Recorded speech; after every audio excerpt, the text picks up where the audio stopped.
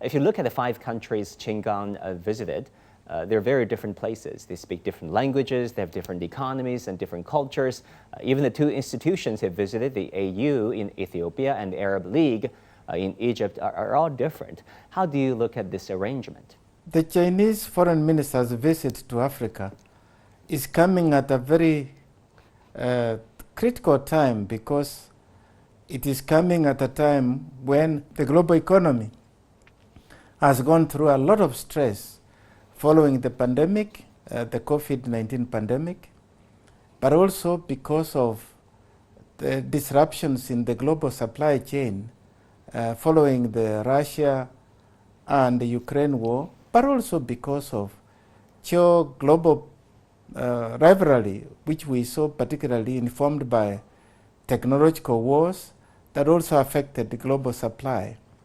And of course, the ever-abiding challenge of climate change.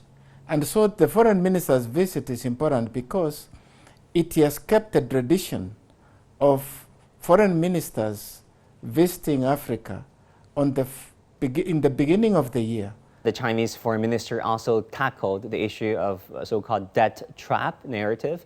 Qin Gang basically during a press conference said the so-called debt trap is a media hype. It's a Western discourse trap imposed on China.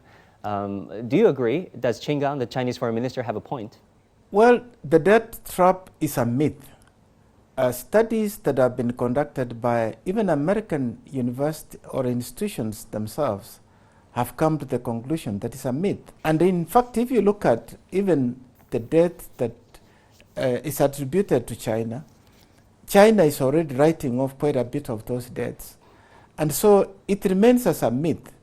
And I think this is one aspect that we see Africa being sucked into, what one would call a new geopolitical warfare, which is also more or less like a Cold War, where some countries see that Africa perhaps is leaning towards one aspect of global development as opposed to the other. But Africa has always remained neutral. Africa has always remained non-aligned.